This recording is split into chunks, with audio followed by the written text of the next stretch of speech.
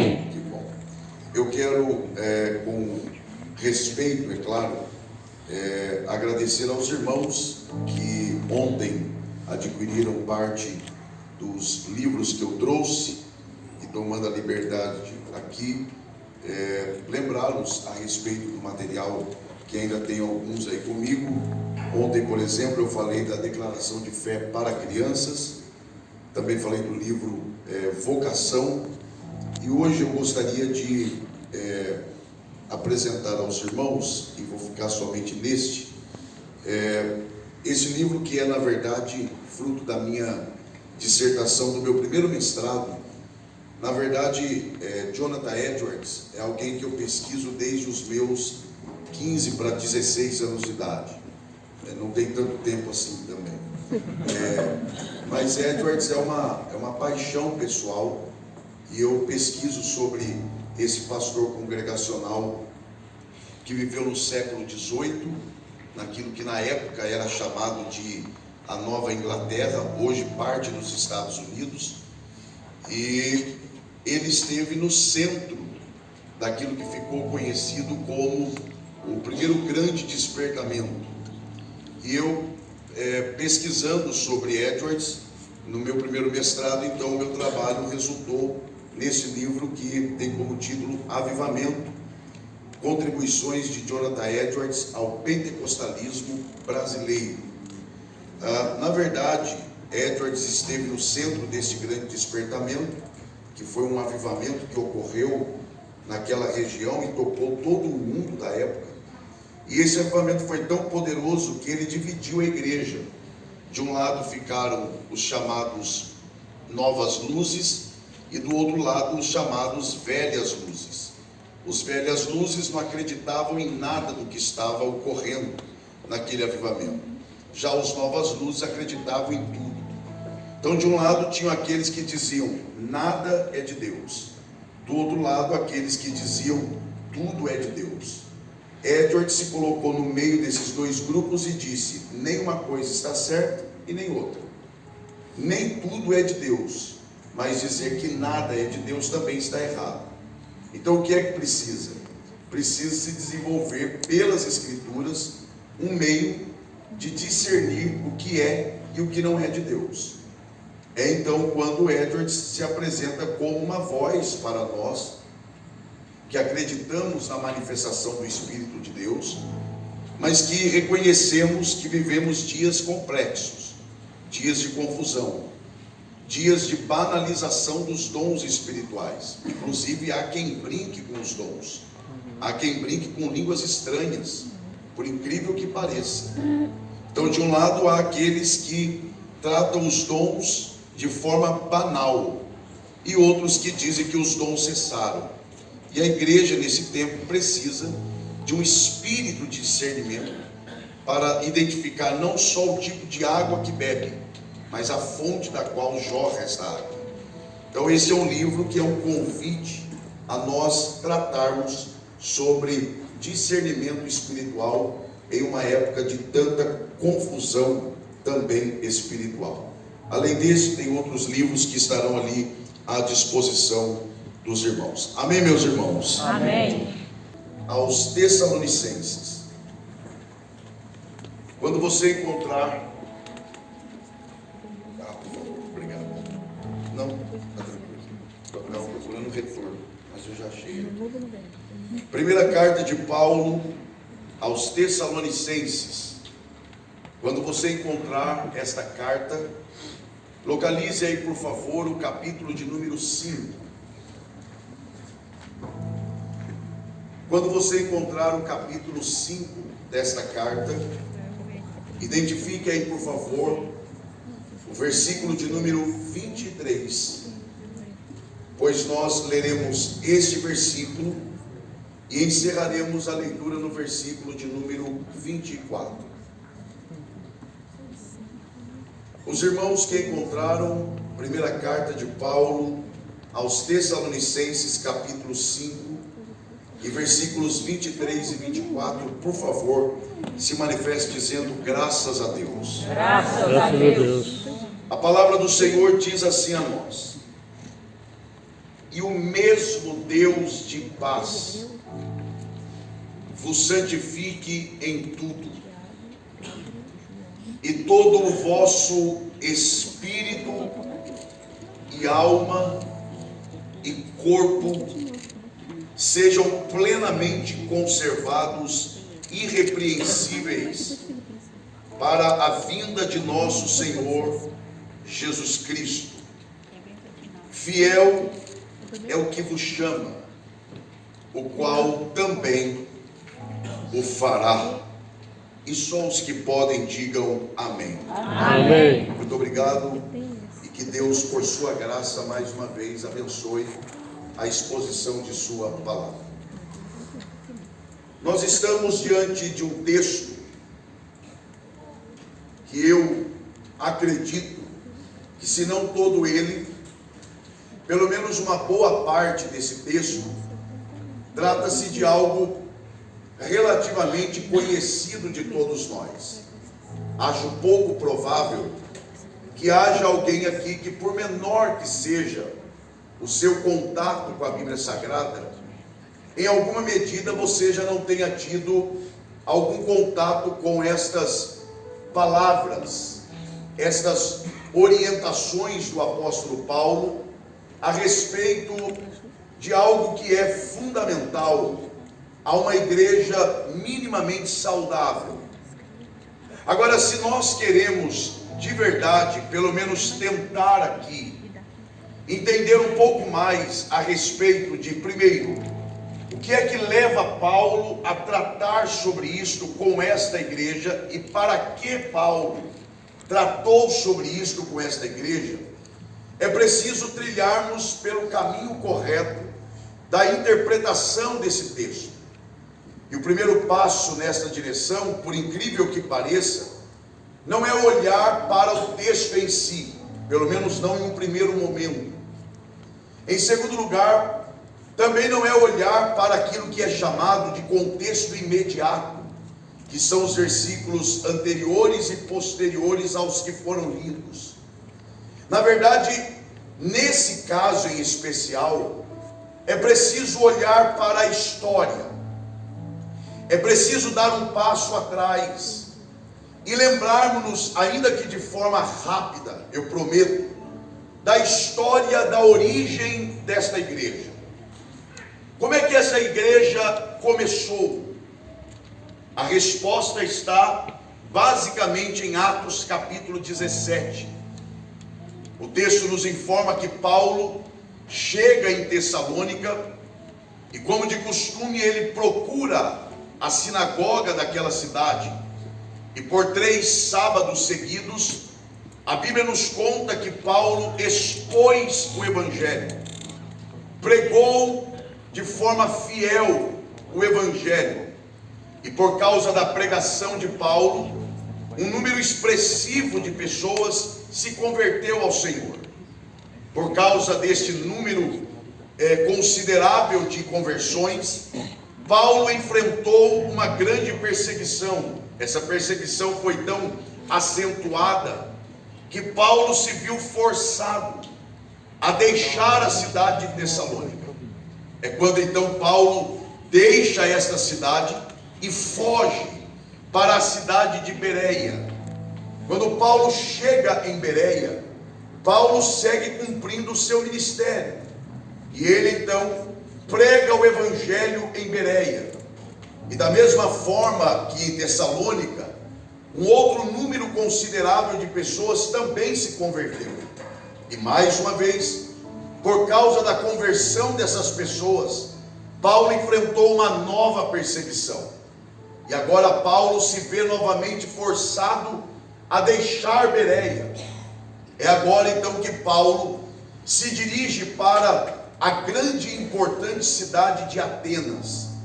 Quando Paulo está em Atenas, movido por um coração pastoral, Paulo, preocupado com o desenvolvimento espiritual de seus mais novos filhos espirituais deixados em Tessalônica, Paulo chama seu filho na fé, o jovem obreiro Timóteo. E quando Timóteo chega, Paulo dá a ele uma missão dupla. Paulo diz a Timóteo: vá para Tessalônica, e ao chegar ali, você terá duas missões. A primeira, você cuidará daqueles irmãos novos convertidos. E a segunda, depois de um tempo trabalhando com eles ali, você me enviará um relatório sobre o desenvolvimento espiritual daqueles irmãos. Timóteo viaja para Tessalônica, chegando ali começa a cuidar daqueles irmãos na condição de pastor, e depois de um tempo, atendendo ao pedido de seu líder espiritual, Timóteo envia um relatório ao grande apóstolo Paulo.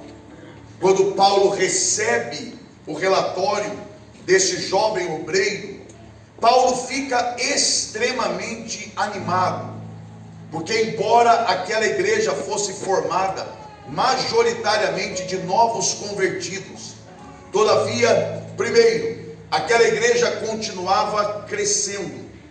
Segundo, aquela igreja continuava amorosa.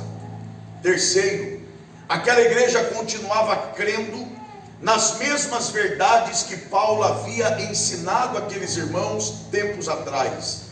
Aquela igreja continuava fervorosa no espírito, e agora, como uma espécie de um pai que se alegra com o crescimento de seus filhos, Paulo, diante dessas informações positivas, ele se põe a escrever uma carta.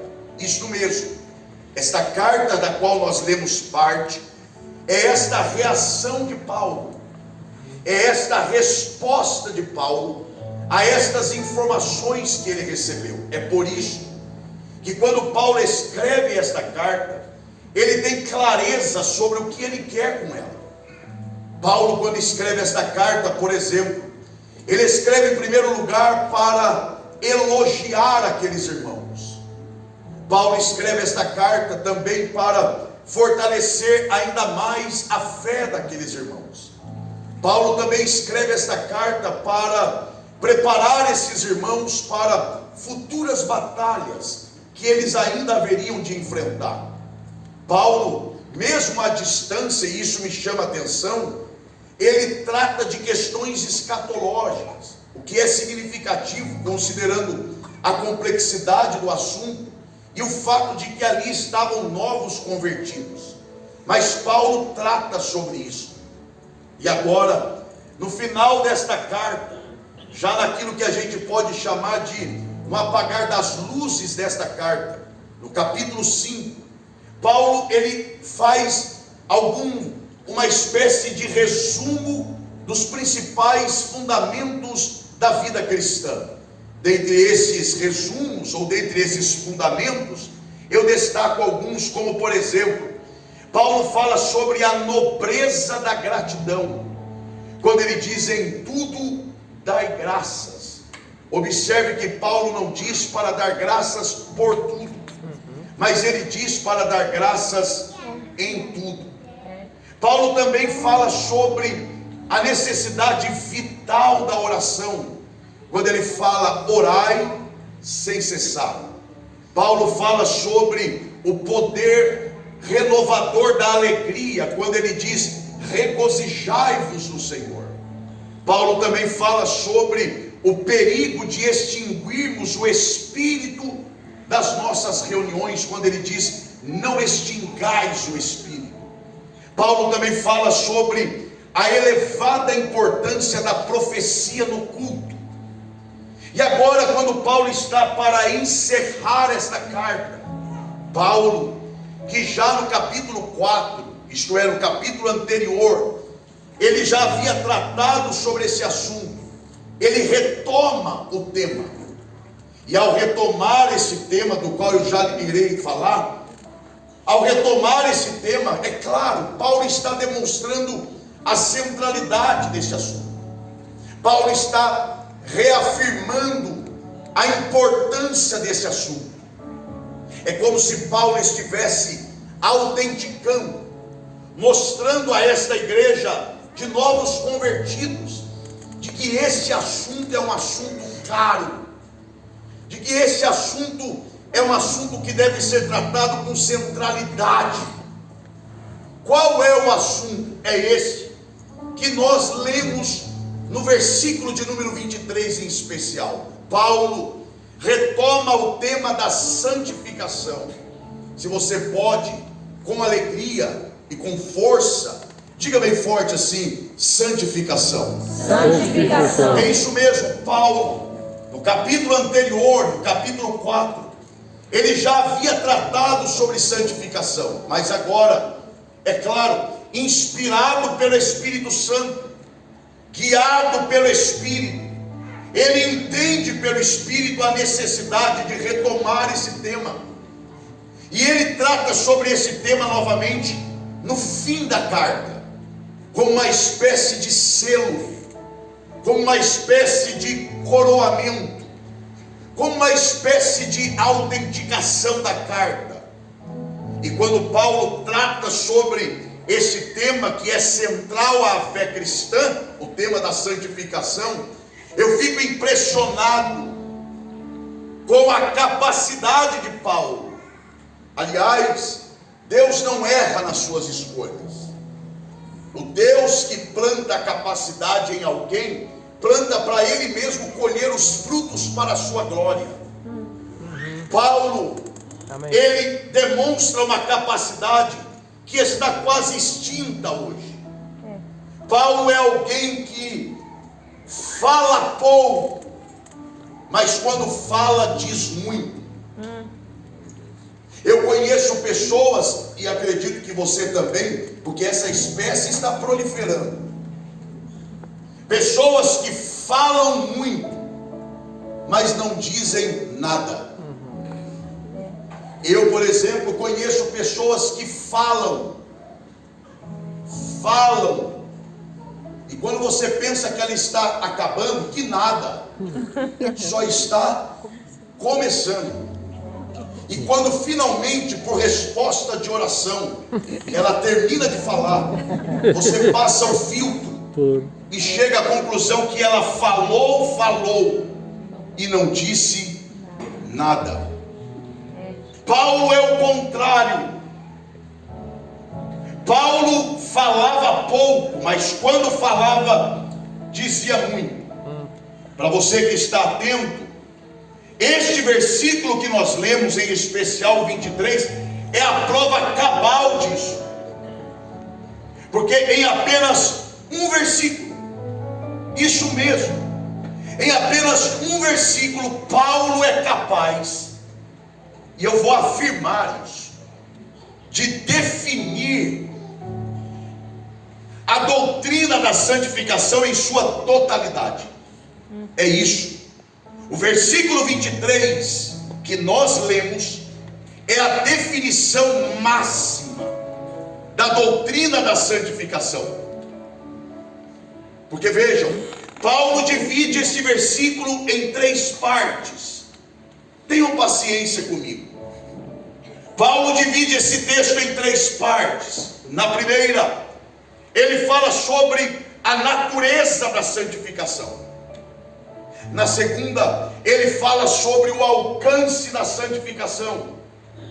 E na terceira, ele fala sobre a dinâmica da santificação.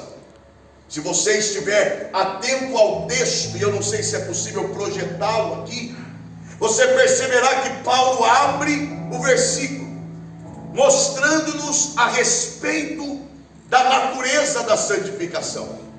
Por natureza, eu estou tentando dizer fonte, procedência, origem, isto é, de onde procede a santificação. Em segundo lugar, não sei se é possível projetar aqui, na segunda parte, Paulo fala sobre a abrangência da santificação, isto é, até onde a santificação ela é operada em nós. Então, na primeira parte, Paulo ele fala sobre a procedência, isto é, de onde vem. Na segunda, ele fala sobre até onde vai. E a terceira e última parte, Paulo nos apresenta a dinâmica, isto é, como é que Deus opera a santificação em nós. Então, para ficar um pouco mais claro, Paulo, primeiro ele fala de onde vem a santificação. Depois ele nos mostra até onde ela vai. E depois ele nos conta sobre como ela é operada no crente. Então percebam, só para você gravar isso. Primeiro Paulo fala sobre de onde. Depois ele fala até onde. E depois ele nos fala de como. Então é de onde, até onde e de que forma. Paulo, ao tratar sobre a natureza da santificação, observe o texto. Paulo, ele abre o texto dizendo: e o mesmo Deus de paz vos santifique. Paulo está com clareza, dada pelo Espírito, mostrando que primeiro, a santificação, ela tem em Deus a sua natureza. Isto é, Deus é a natureza da santificação. Dito de outra forma, Paulo está dizendo que a santificação não é, preste atenção nisso, não é uma ideia de homem. Paulo está dizendo que a santificação não é um projeto humano. Pelo contrário, Paulo está com clareza dizendo que a santificação, primeiro, ela é uma ideia de Deus para a igreja. Aleluia. Segundo, ela é um projeto divino para a igreja. Por mais bem intencionado que possa ser um pastor, e esta é uma característica que, com sinceridade, eu não precisaria dizer isso se não fosse com sinceridade. E essa é uma característica que eu percebo no pastor de vocês: sinceridade, desejo pelo bem da igreja. Agora, por mais bem intencionado que possa ser um pastor, originalmente falando, a ideia da santificação não é uma ideia de um pastor, não é o projeto de um pastor. Pelo contrário, originalmente falando, a santificação é uma ideia de Deus. Quer ver que é verdade? Teremos que abrir a Bíblia, capítulo de número 4, versículo de número 8. Paulo, tratando exatamente sobre a santificação, Paulo, ele deixa claro de onde é que procede a santificação. Ele, tratando sobre santificação, ele diz: portanto, quem despreza isto o que? A santificação. E ele segue: não despreza ao homem, mas sim a Deus. Olhe para cá, Paulo está deixando claro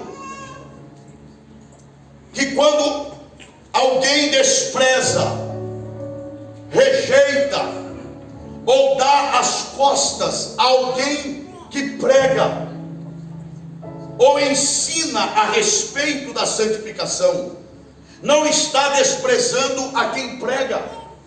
Então, quando o teu pastor vem diante da igreja e ensina sobre a santificação, e alguém rejeita esta mensagem, não é o pastor que está sendo rejeitado. Paulo diz que quem rejeita isso, não rejeita ao homem, mas sim a Deus. Por quê?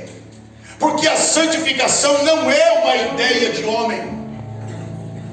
A santificação não é um projeto humano. Pelo contrário, a santificação é uma ideia de Deus para um povo na terra. Amém. Mas não é só isso. Quando quem me ouve, diga amém. Amém. Quando Paulo fala sobre a procedência da santificação, ele não fala só de ideia, ele fala de execução. Porque ele diz: e o mesmo Deus de paz vos santifique.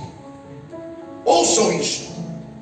Paulo não só diz que a santificação é uma ideia de Deus, mas ele diz que é Deus quem executa a santificação. Não perca isso aqui não. Paulo está dizendo de outra forma, de que não há em nós condições próprias de santificação. Ou seja, nós não temos condições de nos auto-santificar. Eu sei que é força de expressão quando alguém diz assim: eu vou me santificar, ou eu estou me santificando. Mas nós temos que ter cuidado com as forças de expressões para não derrubarmos uma doutrina. Eu não tenho capacidade de auto-santificação, preste atenção nisso, de auto-santificação, não tenho. Porque por mais crente que eu possa ser, e por mais santo que eu possa estar hoje, sempre haverá em mim, quando eu estiver aqui, áreas da minha vida que precisam ser purificadas. Sendo assim, eu não tenho condições de me auto-santificar, porque eu gero segundo a minha própria espécie. O próprio Senhor deixa isso claro quando Ele diz pela boca de Isaías ao seu povo. Ele diz: o seu melhor ato de justiça é diante de mim como trapo de imundície. Com a licença das mulheres, mas eu tenho que dizer isso. Sabe o que era trapo de imundície naquela época? É o que é o moldes hoje para a mulher nos dias de sua regra menstrual. Olha o que Deus está dizendo: o que você tem de melhor, preste atenção nisso. Pegue aquilo que você tem de mais puro em você. Sabe aquela área da sua vida que você diz: aqui ninguém tem o que falar de mim. Meu Deus.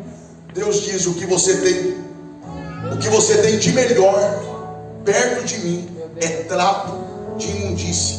Meu Deus. Sendo assim, como é que eu teria condições de me auto-purificar? Eu não tenho condições em mim mesmo de auto-santificação. A única coisa que eu posso tentar fazer é de me aproximar da fonte santificadora. Aleluia. Aí sim. Então, pela oração, não é que a oração me santifica, a oração me aproxima da fonte. A leitura bíblica me aproxima da fonte. O jejum me aproxima da fonte. E quanto mais perto da fonte eu estiver, mais a fonte santificadora ela vai me purificar. Quem aqui deseja se aproximar da fonte santificadora? Então, Paulo primeiro está dizendo que além de a santificação ser uma ideia de Deus, é Ele também quem a executa. Mas não só isso, Paulo agora nos apresenta a abrangência da santificação. Por exemplo, se você ainda está com a Bíblia aberta, olha as palavras que Paulo usa. Ele usa a expressão tudo, depois ele usa a expressão todo, depois ele usa a expressão plenamente, e depois ele usa a expressão irrepreensíveis. Se você pode estar animado ainda, diga bem forte assim: tudo, todo. Diga plenamente, irrepreensíveis. Todas essas quatro expressões apontam para o mesmo sentido, que é o sentido da totalidade. Então a primeira coisa que Paulo diz é: a santificação, primeiro, procede de Deus. Preste atenção aqui. E é executada por Deus.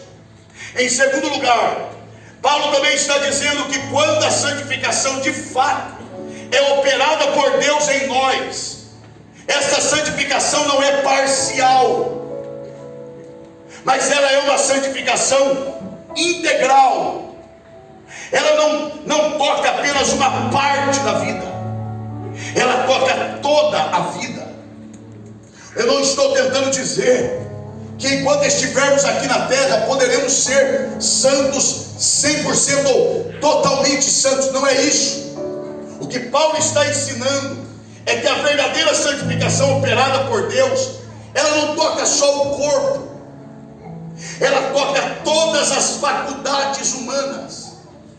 Paulo está dizendo que a santificação toca o espírito, toca a alma, toca o corpo. Como quem diz, a santificação, ela toca todo o homem. Eu estou para dizer, e eu tenho base bíblica e histórica para dizer, que a santificação, ela não só toca o espírito, a alma e o corpo, ela toca a capacidade cognitiva da pessoa. Meu Deus. É só você se lembrar de Daniel e seus amigos. A Bíblia diz que em Babilônia, quanto mais eles honravam a Deus e menos praticavam as coisas de Babilônia, mais inteligentes eles eram feitos. Eu tenho base para dizer que quanto mais você honrar a Deus, mais inteligente Ele te fará, mais sábio Ele te fará, e Ele te colocará em lugares estratégicos para manifestar a santidade dele naquele lugar.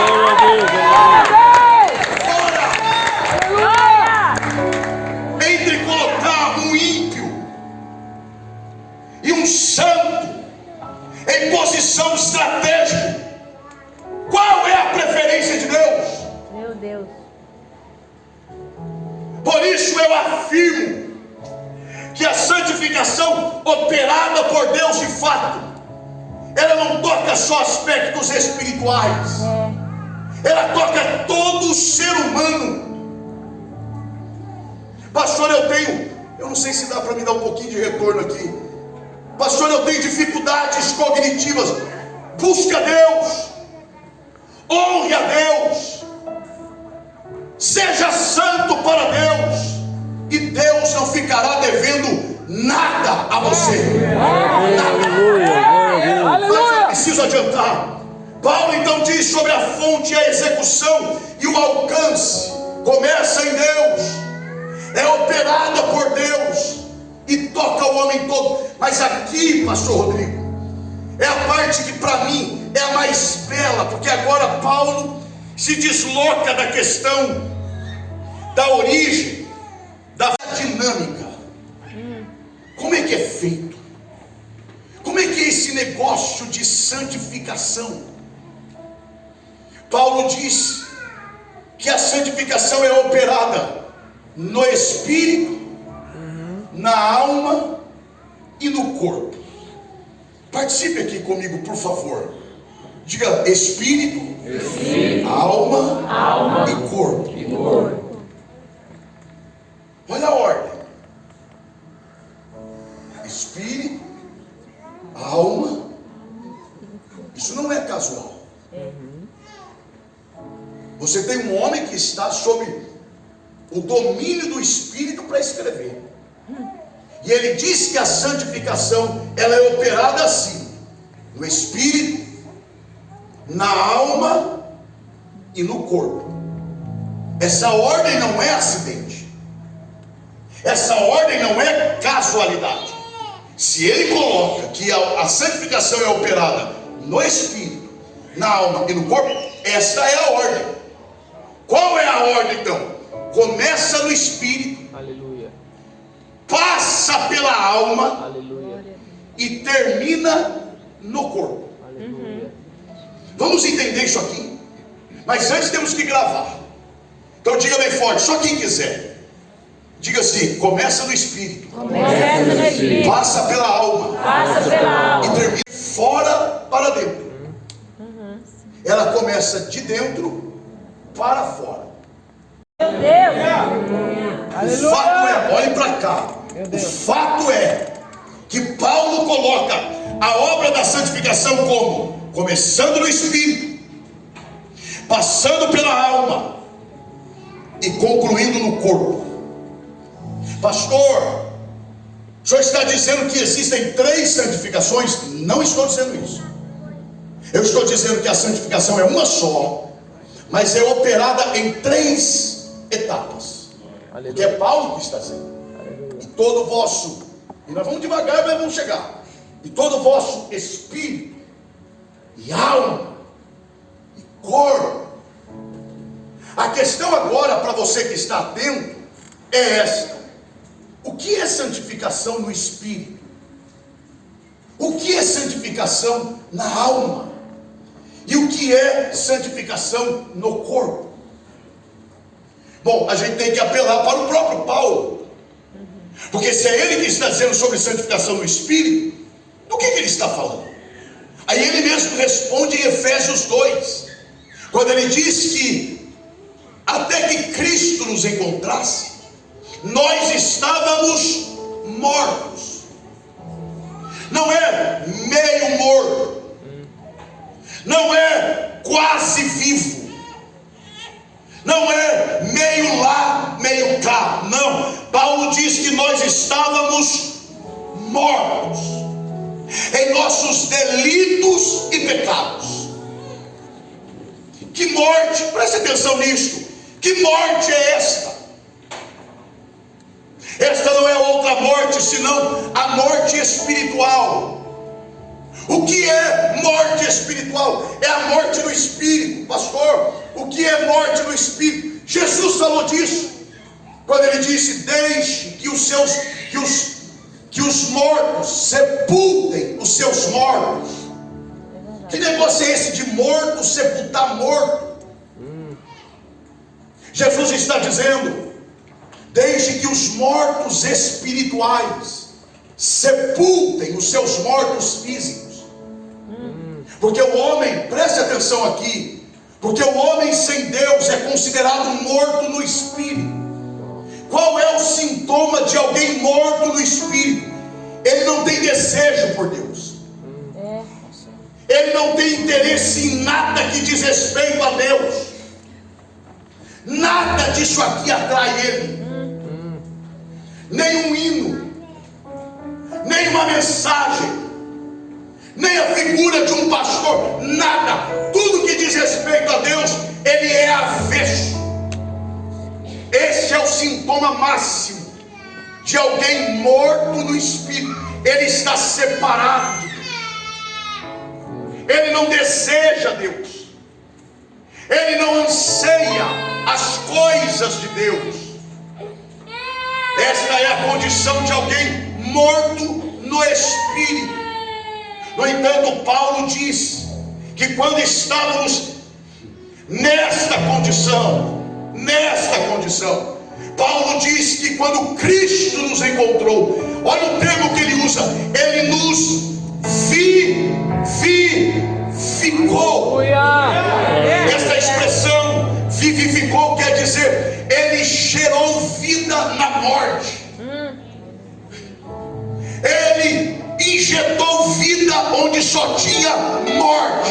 Ele chegou e estava tudo morto. Ele disse: eu sou capaz de gerar vida onde só há morte. Aleluia! E ele injetou a vida dele em nós, e nós agora começamos a desejar as coisas de Deus. E ali está o sinal de que a obra da santificação, ela começou em nossas vidas.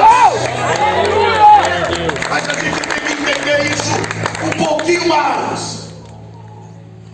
Diga bem forte: santificação, no Espírito. Diga: ele injetou vida em mim. Tá. Aonde? Diga: no Espírito. Eu vou te fazer outra pergunta aos atentos. A pergunta aqui agora é essa: quem é que acessa o espírito do homem? Onde é que começa espírito? E onde é que termina a alma? Se a gente não consegue nem identificar a alma, quanto mais onde ela começa e onde ela termina. Pois a Bíblia diz que a palavra de Deus, ela divide. Ela vai lá na divisão. Ela não só encontra a alma e o espírito, ela sabe onde começa um e onde termina o outro. Ela vai na divisão da alma. Isso é mistério, meu irmão. Aleluia. Mas a pergunta ainda ecoa: quem é capaz de acessar o espírito do homem? Não perca isso aqui por nada. Por nada.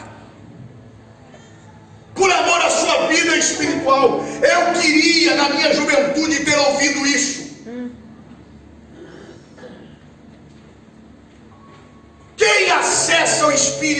homem. Paulo responde. Ele diz que só Jesus, amado. Ele diz que só o Espírito de Deus consegue acessar o espírito do homem. Aleluia. E onde é que começa a santificação? Gente, pelo amor de Deus, me ajuda que o tempo está acabando. Onde é que começa a santificação? No Espírito. Quem é que acessa o espírito do homem? O Espírito de Deus. Ouçam-me, por favor. Quem nasceu aqui, diga amém. Amém. Porque tem gente que está tão mal que até esqueceu que nasceu. Então vai lá, quem é que nasceu, diga amém. Amém. Quem é que sabe o dia do seu nascimento? Amém. Eu sei inclusive a hora que eu nasci. Eu nasci dia 26 de abril de 1981 às 7h20 da manhã. Mas eu vou te fazer uma pergunta. Preste atenção aqui. Você sabe o dia que você nasceu, mas a pergunta não é essa. E nunca se esqueça, o que move a vida não são as respostas, são as perguntas. A pergunta aqui é: quando foi que você foi gerado? Se você tem o privilégio de ter os pais vivos, pergunte a eles. Ele vai dizer: não sei. Porque a sua mãe foi ao médico e o médico disse para ela: a senhora está com 5 semanas e vai lá, alguma coisa. Imagina você perguntar para o médico, irmão: e que dia foi que gerou? Ele vai olhar e falar: e eu é que sei. Se você que você não sabe, eu sei. Quem é que sabe o dia que foi gerado? Nem a tua mãe sabia. E você já estava lá sem saber que estava. É isso que ele fez. Ele foi onde ninguém conseguia ir. Meu Deus. Ele chegou onde só ele chega. Aleluia. E no vale de morte, naquele espírito inimigo de Deus, ele plantou uma semente sem você saber. E daqui a pouco você começou a desejar as coisas de Deus. Oh, Jesus. Você não se interessava e de repente você começou a dizer: eu quero conhecer Deus.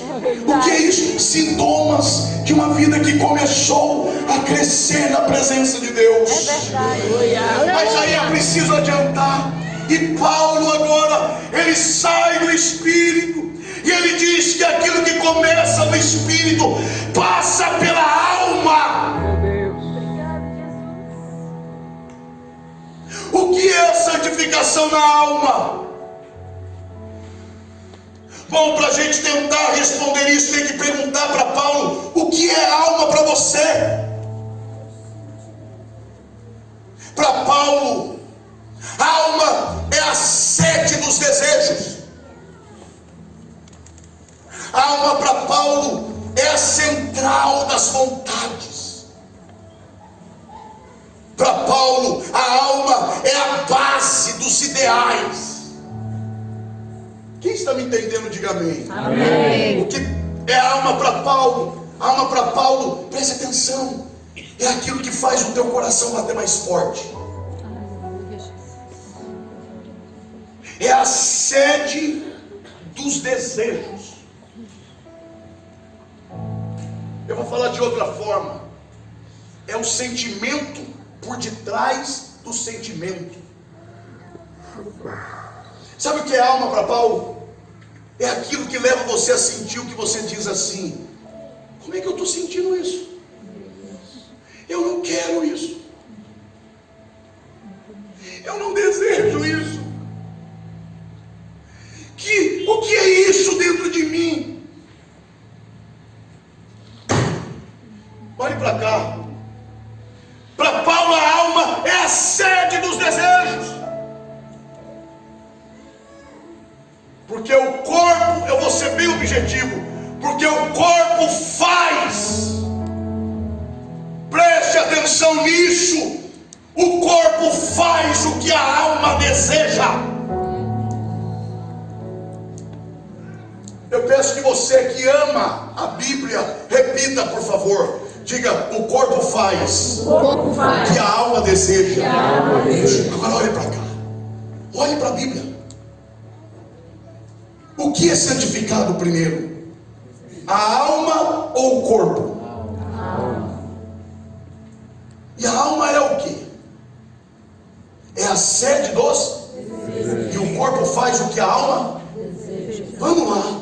O corpo faz o que a alma? E o que é santificado primeiro? Alma ou corpo? Bom, se o corpo faz o que a alma deseja, e a alma é santificada antes do corpo, antes de santificar o que eu faço, Deus santifica o que eu quero. Meu Deus, glória a Deus. Isso aqui é libertador.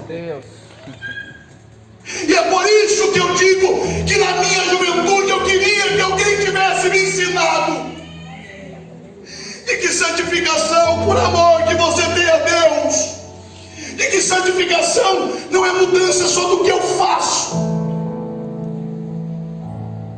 É por isso que tem gente que peca sempre na mesma área. É por isso que tem gente que se assemelha ao que Jesus falou: e a porca volta ao seu lamaçal.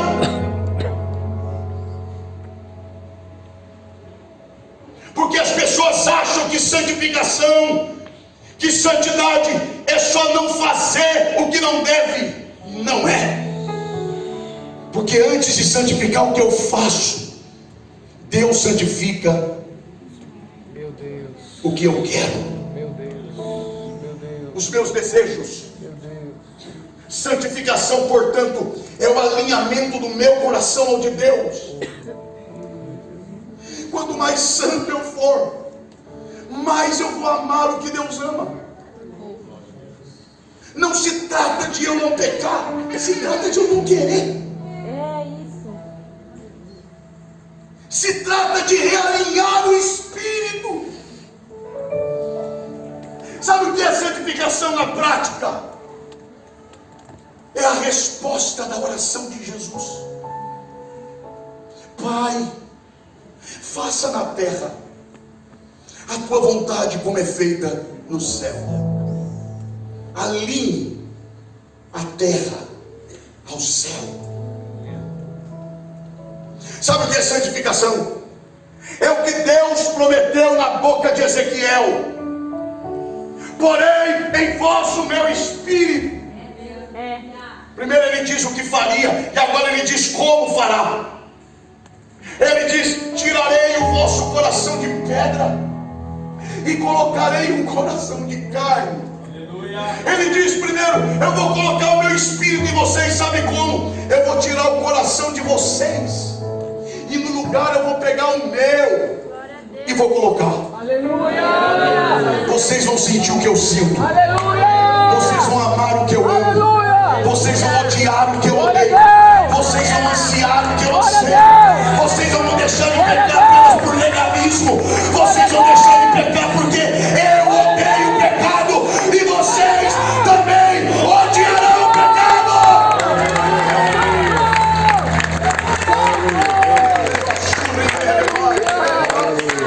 Eu sinto a graça de Deus aqui. Glória a Deus. É que a gente interpreta o texto de forma errada. Quando Paulo diz: miserável homem que sou,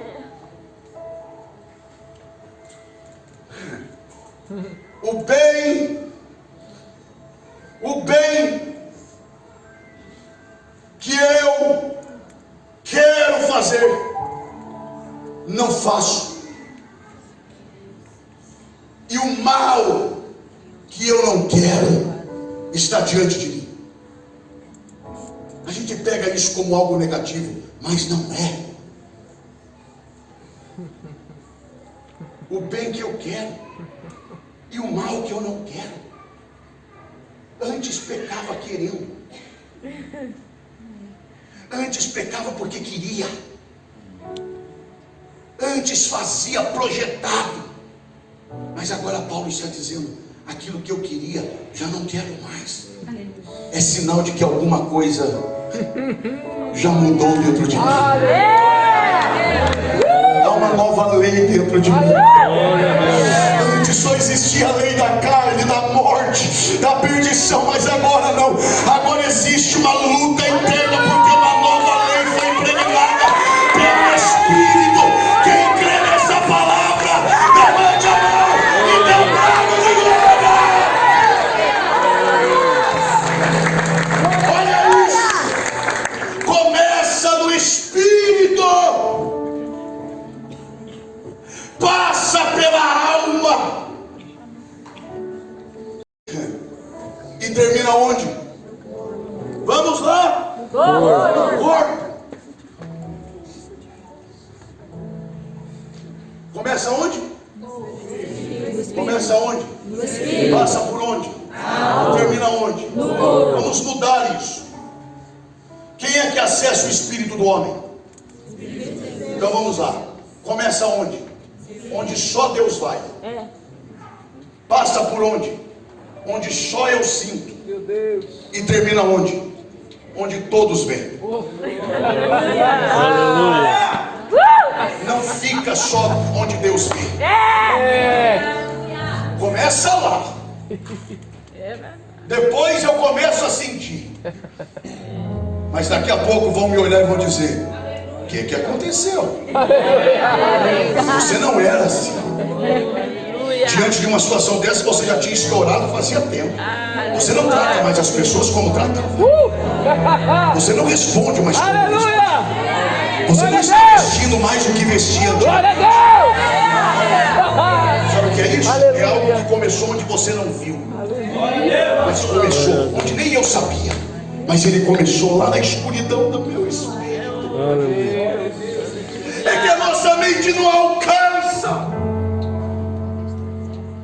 o que Paulo está fazendo aqui. Ele está combatendo os excessos. Como eu queria ter ouvido isso na minha juventude. Os excessos, porque de um lado tem aqueles que dizem: eu sou santo, e humilde também, né? E aí você pergunta: por que você se considera santo? Não, porque eu sigo à risca o que o pastor ensina. Pode, pode. Não pode, não pode. Então eu sou santo porque eu sigo a lei. Esse é um extremo. Agora existe outro extremo, são os românticos da fé. Ele diz: eu também sou santo. Você pode até não ver, mas só Deus conhece. Meu Deus. Por fora está assim, mas por dentro.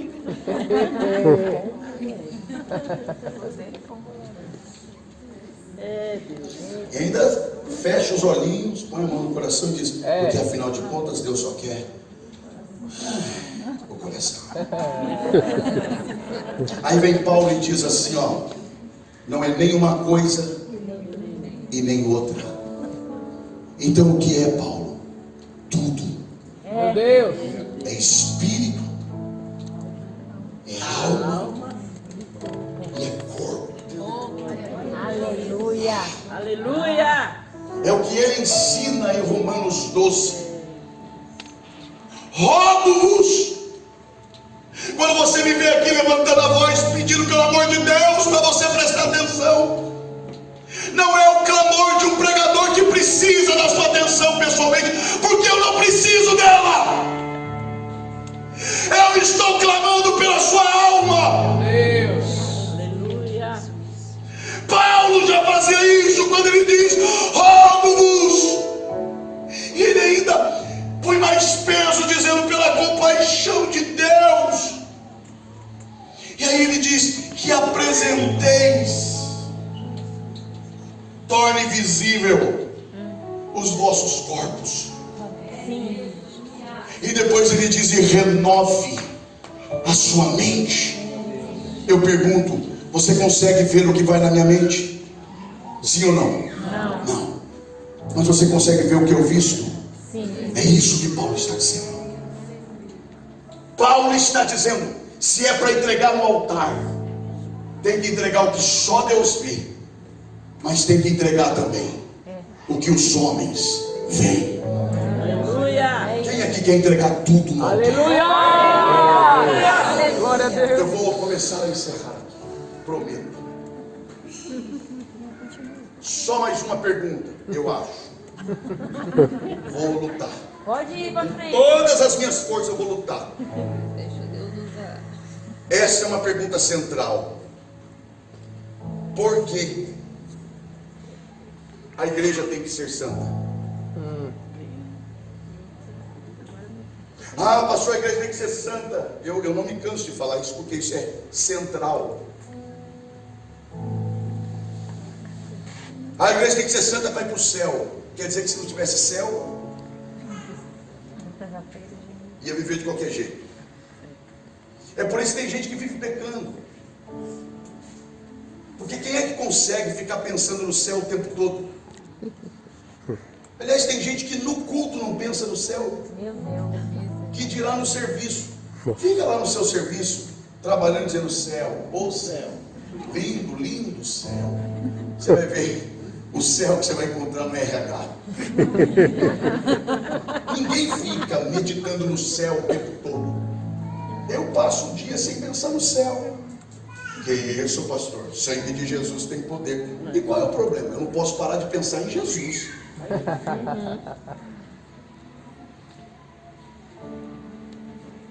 Por que a igreja tem que ser santa? Para ir para o céu? E por que você quer ir para o céu? É porque eu não quero ir para o inferno. E por que você não quer ir para o inferno? Porque lá é ruim. Então, se fosse bom, você ia para lá. O céu não é bom pelo que tem lá. E o inferno não é ruim pelo que tem lá. O inferno é ruim por quem não está lá. Meu Deus. E o céu é bom, Aleluia. porque a Bíblia diz que lá não precisa nem de sol. Aleluia. Aleluia. Ele é a própria luz. Aleluia. Ouça isso. Onde é que está na Bíblia que a maior recompensa para o santo é ir para o céu? Não tem. O pastor já está dizendo que não existe céu. Fique em paz, irmão. Tem céu. Eu só estou dizendo que céu não é tudo. Onde é que está na Bíblia que a maior recompensa do santo é ir para o céu? Não existe essa promessa.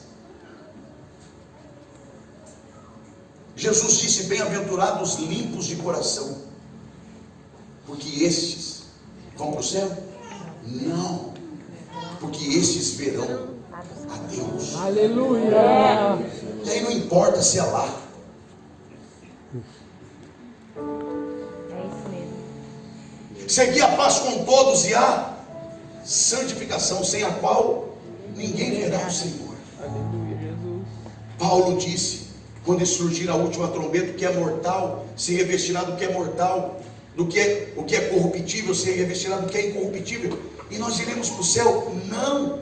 Receberemos um corpo semelhante ao dele e vamos para o céu? Vamos, fique em paz. Mas não é essa a promessa é: e o veremos como ele é. Jesus falou Glória a disso. Deus. Não se turbe o vosso coração. Vocês creram em Deus? Creram em mim também. Na casa de meu pai há muitas moradas. Se não fosse assim, eu teria dito: vou vos preparar lugar. E se eu for, virei outra vez e vos levarei para o céu? Não. E vos levarei para mim mesmo. Aleluia. É o ladrão da cruz. Lembra-te de mim quando entrares no teu reino. Jesus diz o que? Hoje mesmo estarás comigo no paraíso. Como hoje? Se Jesus ainda ficaria 3 dias no seio da terra e mais 40 com os discípulos depois de ressuscitado. Como hoje? Porque paraíso e céu é mais do que um lugar. Meu Deus. Céu e paraíso é uma pessoa. Aleluia. Hoje mesmo estarás comigo. Chegou nele no céu. É que a gente aceita Jesus e fica esperando o melhor aí. Não, já começou. Já começou. Glória a Deus, aleluia. Então, para encerrar, por que a igreja tem que ser santa?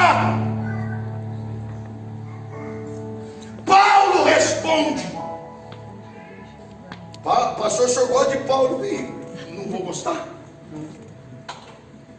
Quem não gosta é carnal. Paulo responde na mesma carta que nós lemos, só que no capítulo anterior, capítulo 4, versículo 3. Qual é a pergunta? A pergunta é: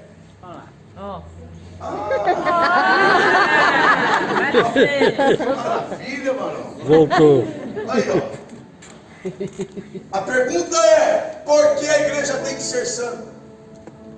A resposta é dada. Responda, por favor. Esta é a vontade de Deus, a vossa santificação, que vos confiais. A primeira parte. A pergunta é qual? Por que eu tenho que ser santo? E a resposta é: porque esta é a vontade de Deus.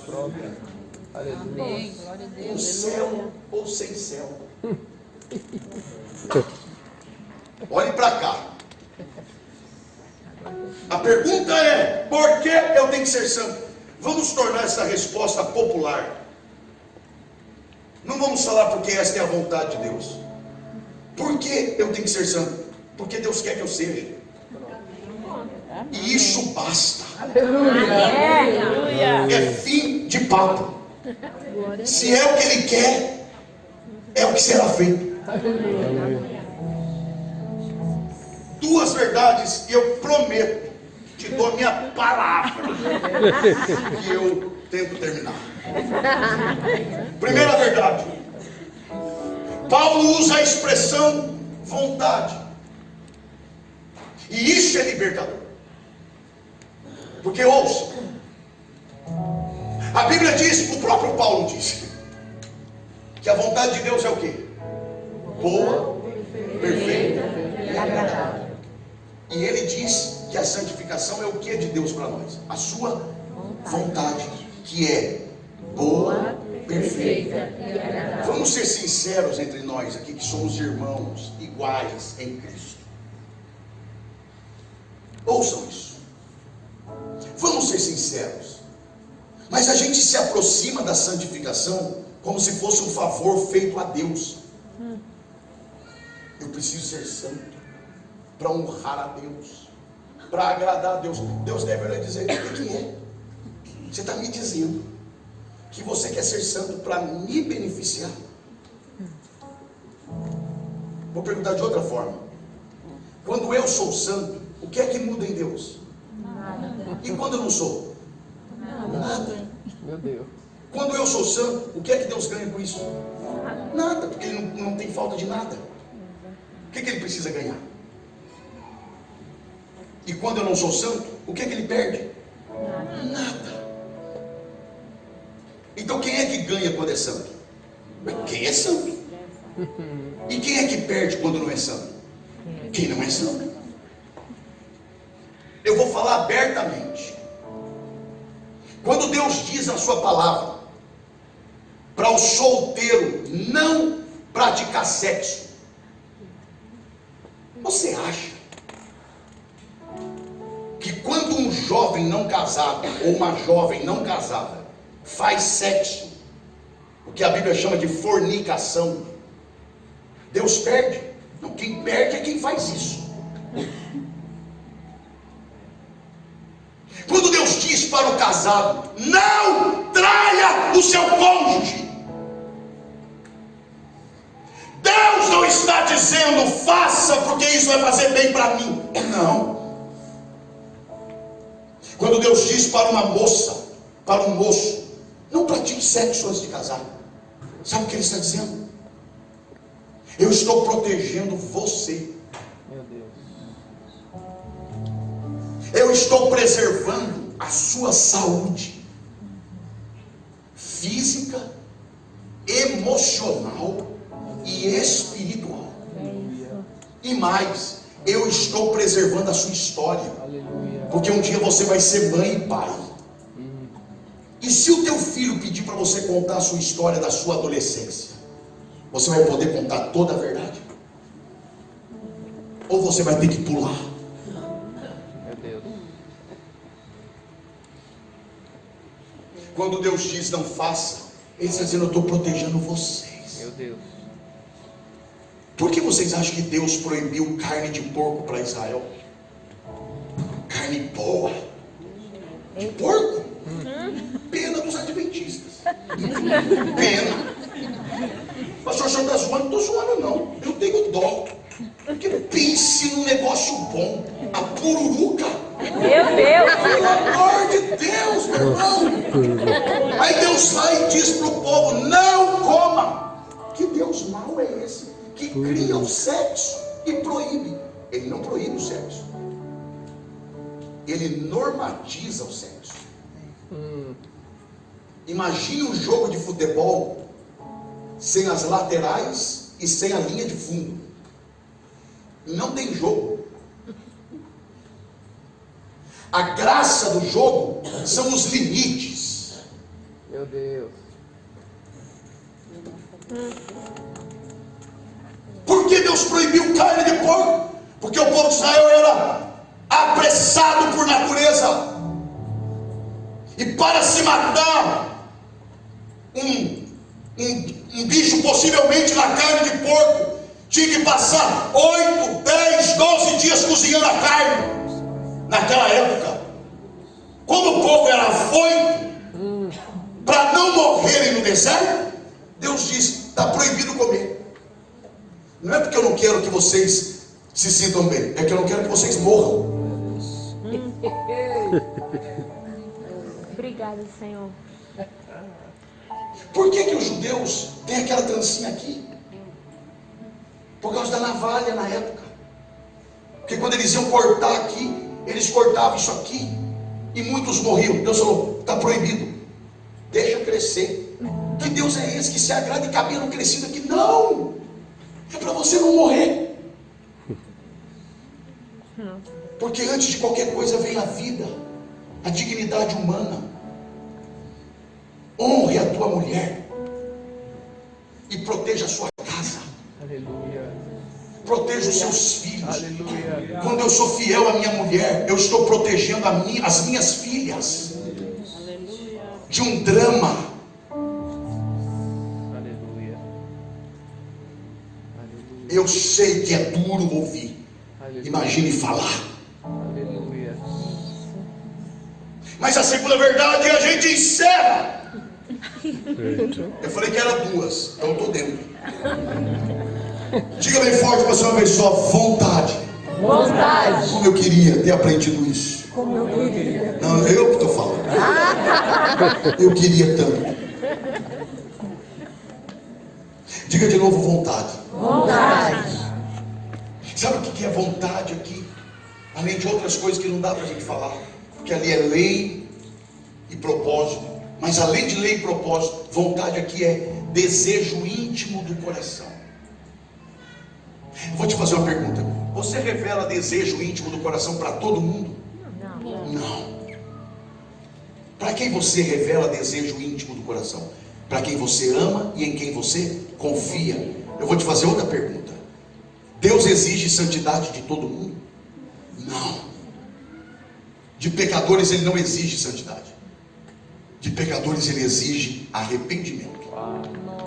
Meu Deus. Só existe um povo na terra de quem Deus exige santidade. Eita.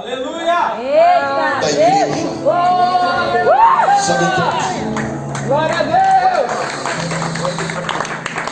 Acabou o microfone aqui. Sabe o que isso quer dizer?